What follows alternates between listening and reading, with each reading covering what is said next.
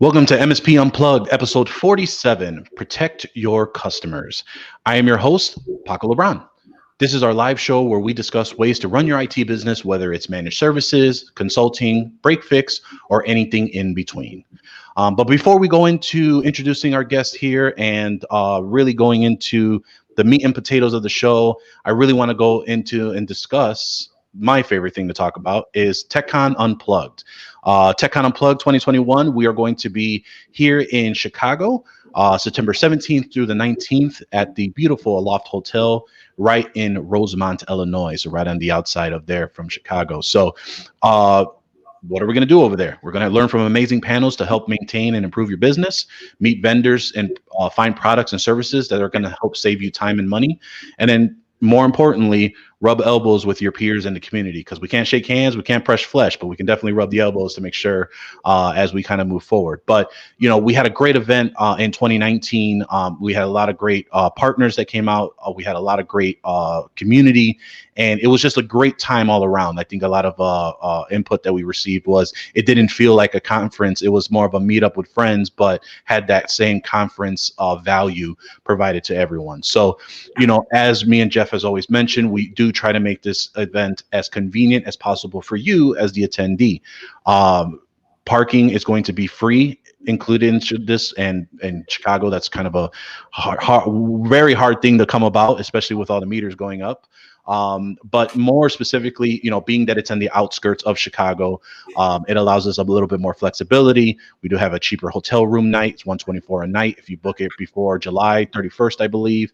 And tickets are only $199. So what do you get with that? You get not only attendance to the show, but all of your food and beverages included. So we are going to feed you basically from Friday night with our Friday night social. We're going to have our nice breakfast and lunch, and then our Saturday night social, which right now we're headed over to Dave & Buster's. But again, regulations and restrictions may have to change that, but that's where we're at right now. And then Sunday, again, we're going to make sure you get fed with breakfast and lunch and have some cool raffles and prizes at the end, and a lot of great content that is going to be happening with a lot of our partners. So a little bit different this year because, you know, right now we do have a restriction of an amount of people that we can have at the hotel. However, if restrictions get lifted later on in the year, things will open up. So I do encourage you to purchase your tickets. A lot of you have already.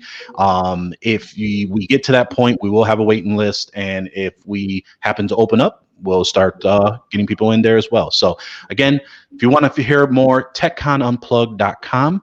We look forward to having you there. Now, let's go ahead and get into our co-host. Jeff is hopefully going to be joining on soon here. He's running into some technical difficulties, but I'd like to go ahead and introduce Mark Cravata over at KeeperSecurity. He is the Chief Revenue Officer at the business. And this is a little special for me because KeeperSecurity is actually in Chicago where I am, and practically about 5-10 minutes away from my office here. So Mark, I do really appreciate you coming out here and grateful to see, just learn more about KeeperSecurity. Thanks, Paco. It's great to be here, and I appreciate you inviting us in today. No, absolutely, absolutely. So, but before we go into your kind of like your origin story, your intro, and then going into Keeper, you know, we usually have a tip section where it's either a tips or a story that the audience may benefit or learn from. Do you happen to have anything that you might want to share that our audience can learn from? Perfect. Sure. Hey, everybody. I spent 15 years in the MSP business and doing everything from, you know, helping set up the data centers to running day-to-day operations to sales, et cetera. And what I can tell you is security was front and center. And, you know, post MSP world, I went and started selling identity and access management.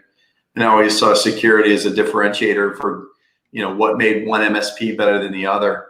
For the last couple of years, I've been working the breach side of the house for the Crypsis Group, which is acquired by Palo Alto Networks, working over 2,000 breaches last year, where companies were held for ransom. And the most devastating ransoms I encountered day in and day out without any fail were MSPs. When an MSP is breached, it is probably the worst day. It is complex. It is very hard to unwind, and it's terrifying to the end customer. So I definitely want to talk about that today and lend my assistance, because there are things that you can do to prevent that. And I'm more than here to help on any front. Very cool. Very cool. Yeah, so for my, we kind of discussed some tips here earlier in the week with John Dubinsky's episode, where fellow MSP IT business owner that recently just sold his business. So we kind of got into the details of that as well. So really nothing more busier than usual on this end. The best thing I could tell you is that, documentation, transparency, and come up with a backup plan as you are doing your operations, because, right now I'm a person down just because my office manager is out for the week.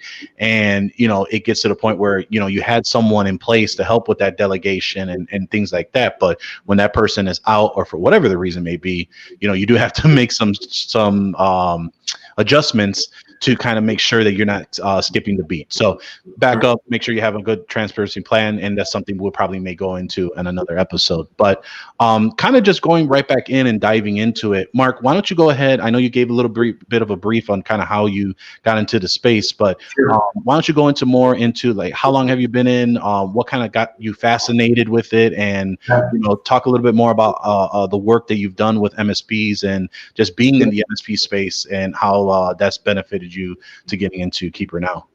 Yeah, no, it's thanks for that. Yeah, I started in the hosting business in 1997. Believe it or not, one of the first companies called SureBridge. There were really a few companies that spawned out of a Harvard Business School case study around hosting applications. It wasn't called the cloud back then. We were just trying to web enable things, and it was mostly Java, but it was this idea that we needed web-based applications. And so I started way back then when people said, why would you ever do that?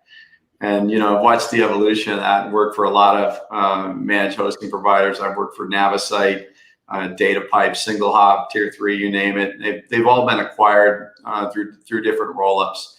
And, as I've seen the evolution of, the big cloud players, AWS, Azure, Google, et cetera, the change and the shift from infrastructure to value-added services was apparent.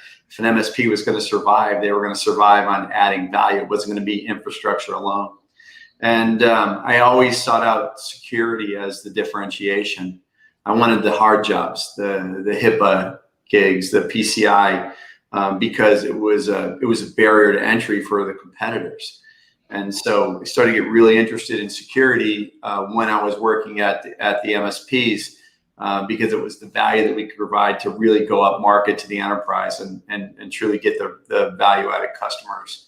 And so I started doing that, and invariably, as the MSP industry consolidated, I went over to CA Technologies and I ran the identity and access management, security, cyber practice for North America for them, and sold a lot of, you name it, identity management, privilege access management, those types of things. And over the last couple of years, I've been working in the breach space, really in the investigation side. And it rounded me out. It gave me a great deal of perspective as to what the threats look like globally. And it's everything from small hackers to nation states. And it really raises the awareness. So we just sold our company in September to Palo Alto Networks, and Palo Alto is going at security in a big way. If you ever hear Nikesh Arora speak, he's front and center on the SolarWinds Orion situation, which is something that we would have dealt with every day at Crypsis. And, I can tell you as an MSP, and I won't name names, but we saw similar situations where hackers, very sophisticated hackers, would come in through applications like that. And I can think of one instance where they came in through the Tableau server. And the Tableau server was designed to report on every system. And so it had hooks into every system. And even though all those systems were secure and the ports were locked down, the Tableau server had access and was an easy penetration point. So I'm over at Keeper Security now, and we're not a password manager. We're a platform. We're a security platform, and we augment a lot of the things that people do day to day. But I'll say this: 81% of all breaches are password related, and we don't address it. We address endpoints from different ends of the spectrum, whether it's for antivirus or whatever it happens to be, but we don't address the poor and weak passwords that people bring. You'll go into any organization, they have SSO, and the SSO password is the same password that's been breached 100 times personally that's out on the dark web.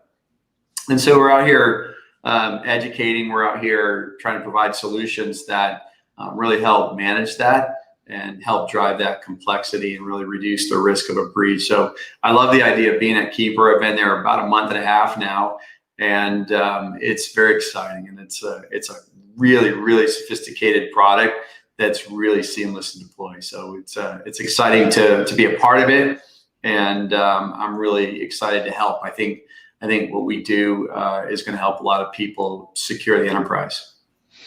So definitely want to unpack a lot of that you just spoke with. But the first one is really getting into the term identity management, right? Yeah. And I think that is a term we're starting to hear more and more as we move along. But for those that are listening on, what the heck is identity management? My and I'll kind of go through how I kind of look at it, and then I'll let you kind of speak to it and plug in any holes in there. But for us, identity management is how best to protect and control the identity of any infrastructure or cloud-based structure that interacts for a business entity. So essentially the profile of that user that is getting into their particular business or small business, how can you help secure that? And these range from all kinds of things. These are, creating cloud directory profiles or on-prem if they have that, which obviously they're going slowly extinct with Azure Active Directory, cloud directory companies like Jump Cloud and OneCloud and things of that nature. But then you have a lot of the other things. You have management of passwords, management of two-factor authentication. There is a lot of other pieces to this identity management, but which is why it's kind of its own category. And a lot of MSPs have really bundled a lot of services in this, what they call identity management, to just make it clearer to explain. Is that kind of how you've kind of seen MSPs or managed service providers, IT support businesses kind of explain what that is? Or is there any additional things that maybe we should be looking at that not thinking that is not identity management, but really in reality, we should be considering it as well? Sure. No, I thought it's a great definition. I mean, the way I would look at it, to kind of put it into perspective, identity is trying to figure out if you are who you say you are. And, we have a profile of somebody that says, hey, I know who you are, Paco. We're friends. And, I know what you look like, and I know what you act like. And if you walked in a room and somebody else came in and said, I'm Paco, I'd know that you're not. And there's, and the reality of it is in the security world, people are trying to masquerade as somebody that they're not. That's how breaches occur. That's why we need cybersecurity controls around that. And so, identity has taken a number of forms. It's ultimately what we use to identify ourselves and to get authenticated. And we've created a lot of really cool tools, like you mentioned, directory services like Azure, SSO, two-factor, privileged access, password management. Those types of things are all ways to validate that we are who we say that we are. And what's happening out there is there's an evolution, that's going on. People are moving to what I call the modern identity platform. So back in the day, we had, CA had a tool called SiteMinder. SiteMinder is one of the most prolific directories in the world. It's at every major corporation. And the reality of it is, as threats become more sophisticated, and as the velocity of businesses happen, they need more seamless, more web-based tools, more, something that's like Azure. Like Azure is the hottest thing going in directory right now. It's just 100% moving there. And we see stoic enterprises moving to Azure, and it's cool. And so we see the SSO companies coming around, and there's a lot of really great ones out there. Like Duo announced, kind of an SSO offering recently. And that's where they took the market by storm with seamless, easy to deploy two-factor. And so what's happening is there's this modernization of this platform, and it's really designed around two things: ease of use and seamless integration. And so when we think about identity top to bottom, it's all those things. I mean, we think about an MSP and say, hey, how do you secure your platform? Well, we need SSO because we need to have ease of logging in, and we want to manage that centralized. We need to have two-factor because Everybody knows that multi-factor authentication, I mean, we use it to get into the data center. You got to go through the man trap. We know that insider threat is real. So privileged access is something that people need to accomplish. And we know that we need roles and things like that. And, people have rights, and we need to centralize those in groups and policies. And so that's where the directory comes in. And the one piece that's kind of been missing in all that is the password management platform. And because the password's at the root of all of that.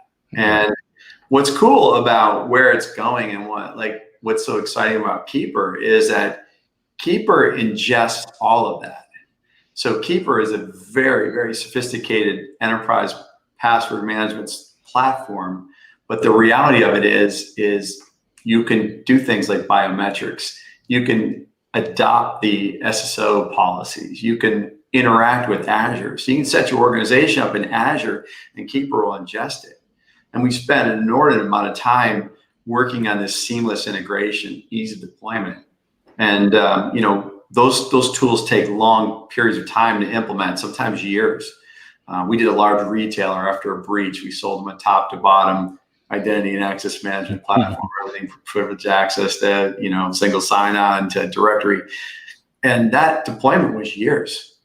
Keeper can deploy in a multi-billion-dollar enterprise in 3 hours and adopt the policies that are in place. So it's exciting. But yeah, that's how I would look at identity right now. And what I would tell you is that people are modernizing, and where you thought they never would because they were so entrenched in older technology, they have to move now. And they're moving because the threats are getting more sophisticated. It evolves in a quantum fashion every day, and they've got to get to that next level. And you do that through seamless web-based integration, tools that are designed to evolve in real time. And that's why you see this, this agile methodology around some of those platforms. So that's how we're looking at it. Sure. No, and I mean, I think that is the big piece where, everyone knows, like, you have to have a password management platform. You have to have two-factor authentication. I think where MSPs are struggling is, like you mentioned, is finding not only a great partner, but ease of use for the customer, but ease of use for us to deploy it. Like, exactly. And, as my co-host Jeff, who just joined on, and I'll let him kind of chime in where, trying to get a business to use a password manager before even Keeper kind of came along, and in the past where like the LastPasses of the world were not very MSP centric, and they weren't very IT. It was more consumer, if anything. Yeah. And trying to manage that, or try to explain and train on that to a customer, or even try and get any type of margin by deploying that in your service offerings, has been horrendous. And in the words of Jeff, is I'd rather poke my eye out with what is it? Poke my eye out with a fork, or what is it? Yeah, I'd rather stick a fork in my eye than have to deal with that. So that's the security paradox, right, you guys? I mean, the thing about it is the more secure an organization is, the more friction you cause the user, the less likely they are to use it. And so tools like that don't work because you'll get resistance at all points, both from the IT staff, but also from the users. So you have to solve for that. Yeah, I think being able to, and here in my business, we struggle with that too, is trying to, I haven't fully committed to the platform we have because, it's that I guess kind of FOMO, fear of missing opportunity, right, but more of, is this the route I want to take? Like, do I want to go down this route for so long, find out that there's could have been such an easier way to deploy this? And, we have to be serious here. Some people are looking at dollars and cents, but they don't really understand the time investment for it.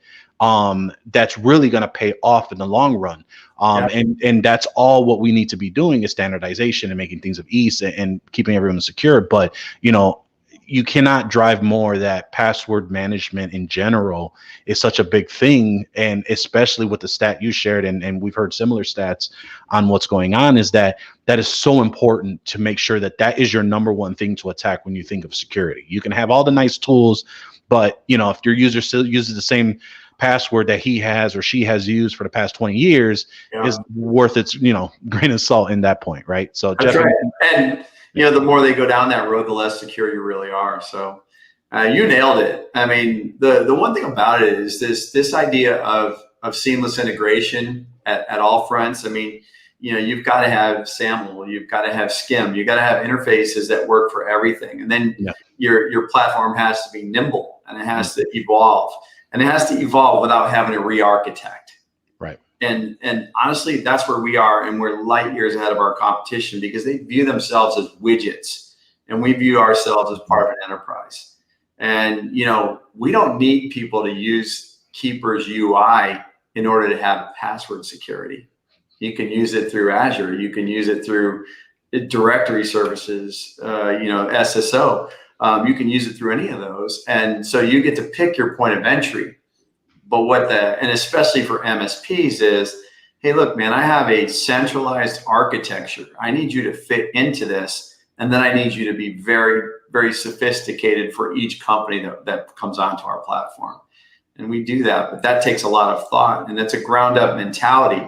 You have to build yourself to be modular and to be nimble and flexible, and to have these integrations from the ground up. And it's how we built our company, and it's really great to see. I've been a customer on the consumer side for years, and had no idea the level of sophistication of the integrations that go on in Keeper. Very cool. Very cool. Jeff, anything you want to add on to that, or? Well, when we were talking about earlier, you said something about the way that we used to do things. And I just think about when you talk about time, and I think a lot of people don't realize the time that you either have to log in to somebody's computer, look at their Excel spreadsheet of passwords to figure out which one to log in with, or you have to contact a customer. These things always take time, and there are no 5-minute phone calls. No. If you get on the phone or you're asking questions via email, this is time that just sucks from your business when you could be doing other things. So to have a platform that can take care of all that, I think is what's needed out there. Yeah. And, a lot of the privileged access platforms do some of this, like password rotation. The problem is they don't do it for all the users, because it would cost $1 billion. You need something like Keeper's platform that allows you to do password rotation on more of a consumer price point. And so MSPs are really looking for that. I'll share a story with you guys. Once upon a time, and I won't name any names, let's just say a nation state rooted 80,000 of my servers in a shared hosting environment. And, there was no stopping them. They're one of the most sophisticated hacking groups in the world. And what we found out was that because we're a shared hoster, everybody had their own password, and we had no knowledge. And so in order to secure the platform, the entire hosting company, you would have to change all the passwords without knowledge of your customers. And I can tell you that it's devastating. And most of the MSPs listening are in the same boat. And if you want to think about that, you think about what that does to your customers. You think about what that does to trust. You think about disabling their access. And you think about just how sophisticated that threat is. And, that threat never went through, which was great, because, we had a very sophisticated way to tackle that. But that kind of nation state attacking of MSPs is on. And if you don't have an ability to manage, and what's cool about Keeper is it's zero knowledge, zero trust. And so there is no way that the MSP knows what the passwords are. They don't store them. They're all decrypted locally on the client machine. And there's nothing like it in the world. And so for an MSP to have the power to rotate, but yet have the lack of knowledge, to have zero knowledge and zero trust, which is the most secure way to do this, is unbelievable. And to do it seamlessly without very little effort is unheard of. And that's what we're bringing to the market. And I'm going to sell this to every MSP there is, because I sat in your shoes. And what I've done, the first thing I did at Keeper was eliminate hurdles, thresholds where you had to buy so many licenses. I'm setting this up as a platform. Come and sign up, bring your users. Sell it, awesome. Sell your margin, bring it to your customers, because we want that to happen. We want people to be more secure. I don't ever want to see an MSP get breached if they can help it. It is devastating. So there's a piece that you mentioned earlier about educating and really being education as a piece for Keeper Security's Yeah, roadmap and goals and path through.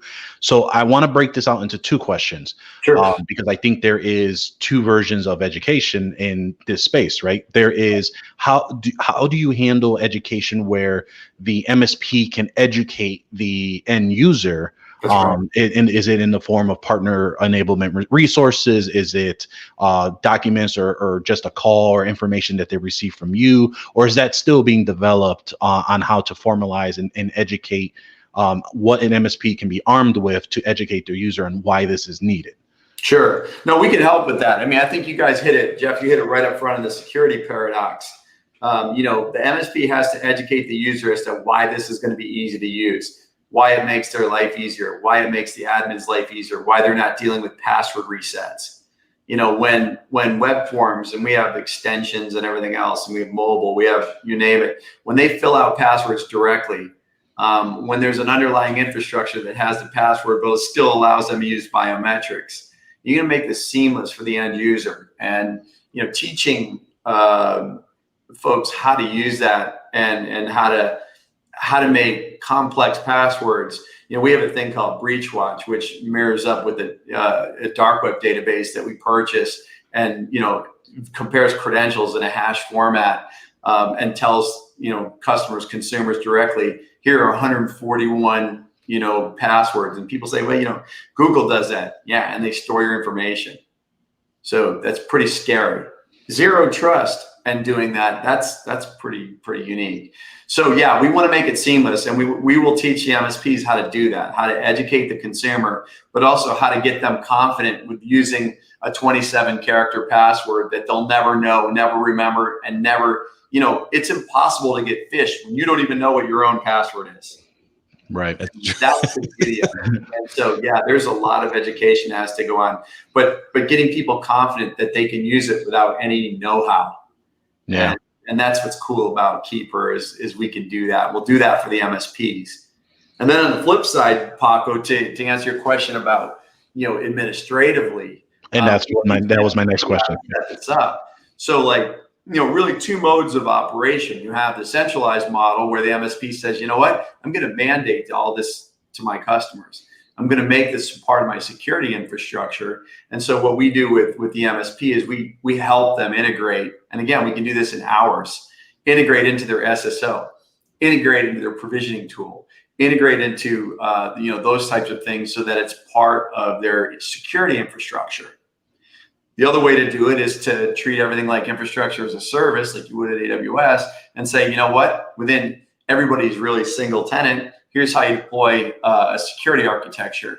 Within that, you should stand up SSO. You should stand up Keeper's password management solution. You should stand up these things and be secure in your own right.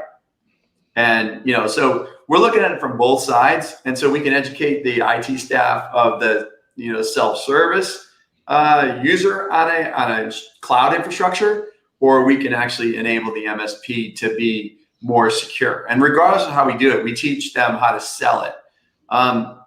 Security is a differentiator. It's also a price of entry. If you're breached as an MSP, you are doomed. Say goodbye to your business. And, I worked in a lot in insurance and cybersecurity insurance. And, I worked the city of Baltimore breach. And it is unbelievable. And what I'll tell you about MSPs that get breached is the MSP is trying to figure out how to restore their infrastructure, and the customers are helpless. And they're in the dark because nothing's getting restored on the customer side until the core infrastructure gets restored. And when they attack your network and they attack your storage and they threaten to release all of your data to the dark web, remember, you're using a shared storage array of some kind, and they have access to the data, all your data. And that is a very, very horrific kind of prospect, if you will. So it's just a really hard day. And it's, for the bigger the MSP, the broader the infrastructure. I mean, it could take weeks. It took us 6 months to rebuild Baltimore's infrastructure because they didn't pay the ransom. And so 6 months of rebuilding servers and network devices and down to the root. And it's just something that doesn't have to happen. And so if you say 81% of the breaches occur through passwords, then you're absolutely out of your mind if you don't address that. And you're almost on notice because we know this to be true. And we know that people don't get breached through the experts. They get breached through the people that don't know, that are unaware. And then tell me you haven't done it. I'm a security expert, and I've entered credentials on a phishing email, just not being aware, maybe being a little down. I got one from PayPal one time. It looked real, and I was like, oh man, I just logged in. It's like, boom, you're on the web. I've paused on those several times, and I've almost gone in and clicked, and I'm like going, wait, and I have to remind myself, whoa, wait a minute. Because I think a lot of breaches do come through email and just like you said, when you're logging in with your credentials. The other thing too that I find, and this is very disheartening because all the browsers do it, the default for most browsers is to save passwords. And it's the number one thing I turn off on customers' computers. I'm like going, don't save anything. Yeah. I don't care how secure they say it is or whatever. I was able to log into a customer's computer just the other day. Right. And I had, now I needed everything, but before they even sent me their passwords over, I'm like, never mind. I already got them. Well, not only that, like let's say you steal their mobile device and all those shared passwords are on it. You're in, and you have their two-factor. Yes. So, one thing about Keeper, what's kind of really cool, and a lot of people don't know this, is every single password has its own encryption key. So if you have 1,000 passwords, it has 1,000 locally stored encryption keys. Wow. And there's nothing like it in the world. And so when you think about, zero trust is one thing. This idea that it's that secure in every single record, and that it's different, and that there's no key with the MSP, there's no key with the hoster, there's no key with Keeper. That is what you're looking for. People say in their security questionnaires, like, do you do shared key management? And most people say, no, we manage the keys. Well, that's not acceptable. And, you don't want the keys. And, and when you think about where that goes, this is the next level, man. People got to come up to that level. And what we're telling you is we've got a very consumable solution right here that's already there. So question for you, Mark, so we talked about the administrative, we talked about the end user. Yeah. Now, if someone was to enroll in Keeper and they try to, because again, they probably either may not have experience or their experience of password management, they have one idea of it. As they kind of enroll in the service and try to get really serious about how to deploy this to an end user, is there a rep or is there a team that will allow them to the white glove approach per se? Absolutely. To what's everything the best white glove? So we offer training, onboarding, and setup to our customers. It's part of our ongoing services. Okay. When you come on, you take the service fee. It's flat rate, and it's a beautiful thing. You get all of those things, and you have a dedicated customer success manager, which is fantastic. And it's a cool model because it's fixed price, and so you know what you're getting. What we don't do is we don't restrict you on how you adopt it. And the more sophisticated the organization, we work with some of the largest banks in the world, and a company's sophisticated when they sell all the banks and they never lose a deal in the banks because the banks will run you to ground. And this is what you want. You want to take all that sophistication and adopt it yourself. So yeah, we're here to help set it up. We're here to help you build your integrations. We're here to help you set up SSO. We're here to help you with your policies. We're here to make it seamless. I mean, you can use Keeper and never actually log into Keeper. You can do it all through your directory. You can do it all through SSO. And so, it doesn't necessarily have to be, we have command line. So we have what we call Keeper Commander, which does some really sophisticated things. So for your power users and your true system admins, they come in through what we call Keeper Commander, and they can do things from the command line, like rotate all the passwords with one command. And it's API driven, so they can embed it into their provisioning systems. They can embed it into other tools, and we show you how. So very, very sophisticated support structure, and one that's necessary. I mean, you think about it and you say, oh, great, you got a great tool, but how do I use it? And adoption's everything, right? Yeah, and so, we're big on adoption, and it's a philosophy of the company. Now, Mark, I don't know if you know this, but we're not real big on acronyms here. So can you explain for us what SSO is, please? Sure. It's single sign-on, so a lot of people probably use it and don't know about it. Right. When you think about, let's say you work in a company, you have a series of applications. What they do is they stand up a platform for single sign-on that says, you know what, here are all the applications, and we're going to use one password or one authentication or one profile to log into them all. And so, you see a lot of that, and there's a lot of really great single sign-on, solutions out there, and Jump Cloud, Okta, Azure's got theirs, Duo's coming up with theirs. I mean, there's just a lot of really great ones out there, and it doesn't really matter which one you use. We sync with them all, and we're seamless with them all. There's no identity platform out there that we don't connect to seamlessly, which is great. We built it that way on purpose because we don't want to be the front of this. The reality of it is these are tried and true things that are in organizations, and to think that you're going to come in and rip them out is obscene. So the idea that you're going to work with them without having to redo everything is what you're looking for. And that's how we built our software, and that's how we built our platform. So there's a lot of ways to work with Keeper that don't disrupt what's already going on. It just makes you more secure. And then I imagine it's available in like the normal avenue. So you can have a browser extension, you have a mobile app, you have a desktop app, things of all that nature. Okay. Is there any platforms that are not supported right now, or is essentially kind of we got all across the board? Yeah, no, we have mobile on iOS and Android. We have the desktop solution, both Windows and iOS. We support the browser extension. There's certain browsers that we don't support, like Internet Explorer. But the main, Firefox, Chrome, et cetera, the browsers that are truly more secure, we're good on all of those. So, and the one thing we are that nobody else is, and we have 6 patents, we are true zero knowledge, zero trust, and there is no leak. There's no metadata leaks. There's no, uncovering of that while we do password rotation.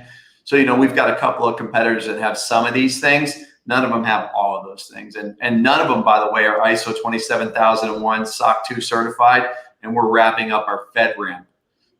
So, I mean, this is a very sophisticated, highly validated tool. Yeah, and I've heard a lot of those audits are not for the faint of heart. I know a lot of our partners who say like, yeah, you won't hear from us for about a couple of weeks, even maybe a month or two, just because when I come up for air, we'll discuss. So definitely understand that piece. So cool. So Jeff, unless you have something, maybe we could take a quick break. Yeah, I'm good. Okay. We'll take a quick break and then kind of go into a little bit more on Keeper and some of the stuff you are all doing in the industry right now. But basically, if you would like to support the show, if you want to go to patreon.com/MSP Unplugged, there you can go ahead and support us. It's about $1 a show. And what it does, it allows us to not only bring you great content that we have here, but it also gains you access to a specific IT community that currently we're hosting as a private Facebook group, or as Jeff likes to call it, the super secret Facebook group. And essentially from there, you basically will have a lot of like-minded business owners.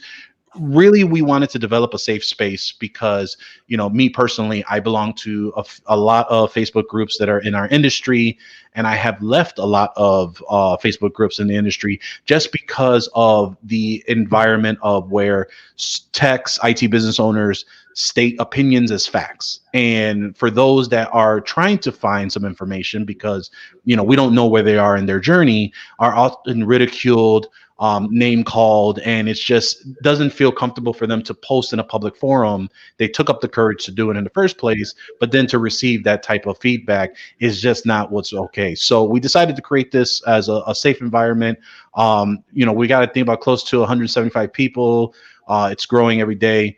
And really the biggest piece of it is, we haven't had that issue. We've been very zero tolerance on just that type of action and ability. So we just want to make sure that you come in there, you can ask whatever type of question. There's no such thing as a stupid question, and really just gains them a lot of access. So it's been really great. A lot of our community members, such as like Kyle Kenyon, Chris Flusci, to name a few, that have really contributed to the group.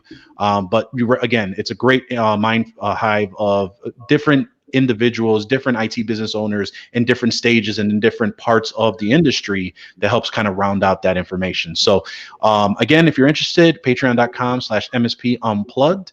And we always appreciate your support for those that continue to support us. As we kind of go back in, kind of as we're going into 2021 and really the emphasis of, the password management platform, two-factor, what are kind of I wouldn't say quick hitters, but what are kind of the goals of KeeperSecurity now that you're trying to attack in the industry? Is it more battling the stigma? Is there combating with different education resources? Are there tools, or all of the above? Yeah, no, it's a great question. Yeah, it's a lot of those things. I mean, one, we continue to work on our seamless deployment. So, for instance, just this latest revision, we've started to autofill automatically. We can actually, if you have two-factor authentication on an application, when you create your Keeper password for that record, it can actually trigger the two-factor, copy the key, and enter it into the website. So things like that. So you go, hey, I got two-factor, I want to have that. But one of the reasons people don't have two-factor is because they don't want to go the extra step. They don't want to go to their authenticator. It's a terrible idea to do two-factor on your telephone. One of the things that's going on in this world is called SIM jacking, where you can go down to your AT&T store, pose as somebody who you're not, get a new SIM card, and hijack the two-factor authentication. And it's been done to some of the top executives in the world. And when you think about it, it's terrifying. I have a phone that I've never made a phone call with, that I use solely for two-factor. But it's pretty bad though when it comes to two-factor, because there are some sites that will not allow you. You have to use a text message, and I'm like, or you have to use a specific authenticator app, which I think is ridiculous. Yeah. Or email, which is even worse. Yeah, I mean, all of the above. So I've got 300 some odd passwords with different logins and stuff, and then I know everything that can be on dual factor authentication is.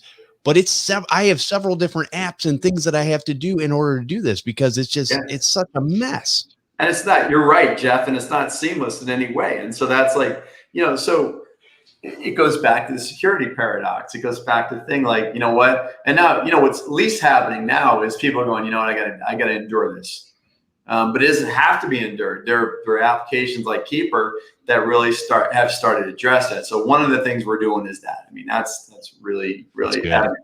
The other thing we're doing is obviously we're continuing to work on our integration and, our ease of implementation, our levels of complexity when it comes to, working with these. I mean, we have some of the largest enterprises in the world on the platform, and, it needs to continue to evolve. There are evolutions that, not everybody's going to have every product. So like, privilege management, Keeper does a lot of things that privilege management does, like password rotation. It can handle DevOps. It can handle a lot of those things. So we start to evolve and take on some of those characteristics. We're not here to replace somebody's privilege access if they already have it, but we are here to carry out some of the functions of it, because it's a super sophisticated tool. And a lot of times those are performance challenges too. Those, a lot of those apps are clunky the way they're architected. And I know I sold it for years. And so, we've got to do that. We're developing things like secrets management, which are, not for the common everyday user, but I mean, if you think about Coca-Cola's formula, that's been tried and true, this is the internet era. I mean, you don't think it's technologically, posted somewhere? And how is that being protected? And so, those are the things that we're trying to do. Again, it's this constant battle of ease of use, ease of integration, picking your poison in terms of how you want to access it. And it's very unique. I work for a lot of companies. I've never worked for a product that was that thoughtful around how they deployed. Everybody else is so egocentrical about says, you got to come in through my app use it this way, and this is how it works. And, maybe 10 years from now, we'll talk to everybody else. But, they all have different development cycles. They have different, release dates, and you're constantly out of sync. And that's why the adoption of the common interface technologies like SAML and SCIM and those things. And if you don't know what those are ways that applications talk to each other. You've got to use them, because that's the, how you get through the Tower of Babel and, get those things translated so everybody can understand each other. So that's what we're doing. So as far as integrations that you mentioned, do you currently integrate with any current RMM and PSAs as of right now, or is it more on the integrations of different platforms like Azure, AWS, things of that nature as well? No, we absolutely can. So, again, those interfaces are universal. So to the extent that they want to authenticate, a lot of those RMM solutions already have a single sign-on solution or a directory that they go through, because they have roles. So we can adopt those. We can, be a standalone. I mean, there's no order at which to implement this stuff. You say, you know what, I have $20 and I've got to implement something. You can go out and pick up Keeper's password management solution and start there, and at least secure. You're going to get to every endpoint. Now, you might not have single sign-on. You might have a different password for every application. But remember, it's easy. When the app comes up, it fills it out for you. So, it's a decent place to start. And that's why I like MSPs, is because, they have a varying nature of very sophisticated clients, and then those that are fairly rudimentary. I mean, I work for a company that we hosted, your website about cats. Still needs to be secure, and those types of things. So yeah, we do talk to those platforms. We can integrate with them, and it's designed to, again, keeping in mind that it's an authentication tool, but the big part is that nobody should know what that password is, and it shouldn't be stored anywhere. And I think that's the biggest mistake that people make, is like, well, Google does that, or these guys do that, or they do, and your credentials are out there. And what we've seen in the last whatever, I mean, if you haven't figured it out, when a company like FireEye gets breached, that's one of the most sophisticated security companies in the world. Kevin Mandia, running Mandiant, is a leader. I mean, he's on a cover of, Forbes magazine for his expertise, and he's a thought leader in security. And they targeted his company, and they targeted him because they could. And, hackers like to be notorious as much as anything else. I mean, they're capitalists, but they're also seeking notoriety. Mm-hmm. And a lot of them do it for that. They don't do it for money. They do it to say that they did. Yeah. And so, they can come for anything. And, the idea is to create an infrastructure that even you can't get into, so that when they come, they can't get into it. And it just requires a lot of thought. Gotcha. So I know we're coming up close to the top of the hour. If we can get from you, like, if an MSP right now, like your top three, yeah, we'll stick with three if you can. If it's more, then we'll go from there. Your top three things that an IT business owner, an MSP, needs to do, like, right now when it comes to password management, whether it's with Keeper, whether it's just best practices specifically, that we can be done with Keeper. But what are the top three things that they need to do now? And if they don't know, obviously they can reach out and such. But what would you say for now to kind of secure the end user? Yeah. I mean, I'll tell you right off the bat, you've got to have a password management solution. I mean, you just do, because here's the deal. Most people don't know what's out there. So, we're not knowledgeable as to what passwords are present in our infrastructure as MSPs. We don't know what the consumer has brought. Remember, they're connected to our network. So, I mean, even at the server level, you're coming from the ground up. But we also have, passwords in our own infrastructure. So one is to do that, secure it one way or the other. Second is to establish multi-factor authentication at all fronts. I mean, you have to do that. And the third is to harden, and to make sure that, ports are locked down, that you have a proper hardened system out there at every point. Things like default passwords on applications, ports being open. It sounds kind of rudimentary, and we see it every day. The other thing that we do as MSPs is we allow, super users to install applications. We have no idea what apps are running, both in our core infrastructure, but also down on our client side. And that's a really dangerous thing because people can install things, and administrators will tell you, I need those local rights. I need admin rights to be able to do things. But the reality of it is we don't necessarily have any control. And so things like our Breach Watch tool allow us to kind of pay attention to that and be alerted if there are things that are going on that cause that. But, and then look, if you can have monitoring systems, like SIMs and things like that are looking at it, the problem is we can't read our logs.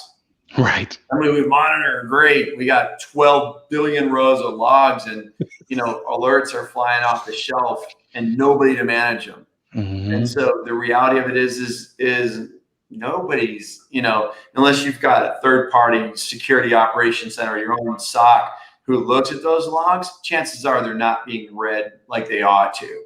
And people overlook things that are true security threats because they can't possibly handle them all.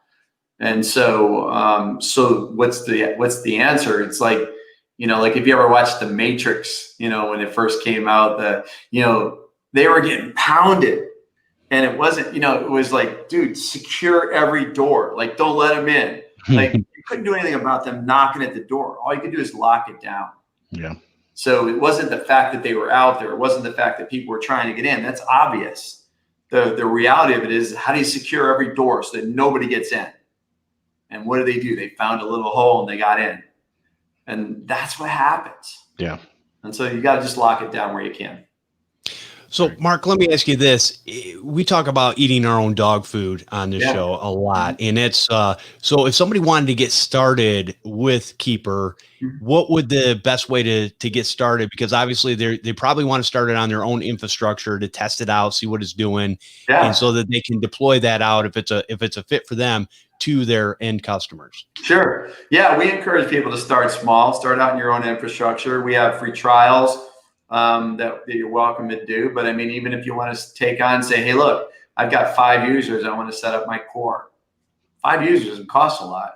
And we're glad to help you. We're glad to, I'd love to secure the MSP themselves first before you got to figure out how to take it out to your customers. Right. Lock up the core. And, irregardless of whether you're reselling it to your customers. I think that's absolutely smart, Jeff. And, we encourage that. And we're seamless, we're quick to deploy, and we're cost effective. So there's no excuse for not deploying like a Keeper password management solution, because it's probably, if you look at the whole identity stack that we've discussed on this call, it's the easiest thing to implement. Very cool. I think that's it from me. Jeff, I don't know if you have any additional questions, but Mark, I really appreciate you coming out and sharing. I can't believe we're already at the hour. But if there are, anyone that wants to reach out to you, or, if it makes sense to reach out to Keeper in general, what's the best way for them to get a hold of you guys? And a million methods. Come onto our website. I'm on LinkedIn. I'm Mark Cravata. I'm easy to find. A public profile.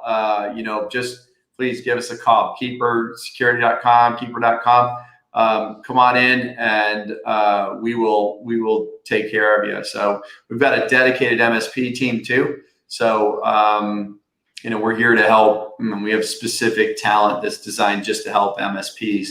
So if you're interested, give us a shout, but definitely reach out. I love to help. Like I said, I've been in your shoes and feel your pain, but I also feel your challenges. And I don't want anybody to ever get breached. It's no fun. It's not a good day, and it's not something your customers are looking forward to either. They trust you. For sure. And again, we appreciate you coming out. Jeff, if anyone wanted to get a hold of you, how would they go ahead and reach you? Well, you can find us on this fine programming here every week. Friday. What do you say? Something like Friday at noon Central, or no, I'm sorry, noon Eastern. I'm sorry, not noon Central. That would be 11 Central, correct? That is correct. You guys know where you can find me. I'm in the Facebook group. You can, I don't put this out there that much, but you can private message me and I will always answer when I get around to it. But you can, you can find me at Jeff at MSP Unplugged as far as an email for the show. And please send in those emails. If you have any questions, if you have anything that you want on the show, let us know. We're here to serve you. And that's why we do it. If we were here to serve ourselves, I would probably go do something else, to be honest with you. Because, it's just not. Yeah, I'd rather serve you guys. So definitely reach out in the various forms. And obviously in the show notes, we've got everything from not only we'll have Mark's credentials in there that you can get a hold of him, not his passwords, just his email and all that stuff. And, all the other links for all the things that we support for you guys. So. Well, I do know I love our role swapping here all the time, so that's definitely great. But as Jeff mentioned, come join us every Friday at noon Eastern or 11 Central. Watch live and hang out in the chat room over at youtube.com/MSP Unplugged. Subscribe and hit that notification button so you never miss an episode. You can always take us on the go. You can always go ahead and use your favorite podcasting app. We're on Apple Podcasts, Spotify, and some of the others. And as always, we thank you for listening. We will see you next time on MSP Unplugged. Thanks for having me, guys. Thank you. Take care.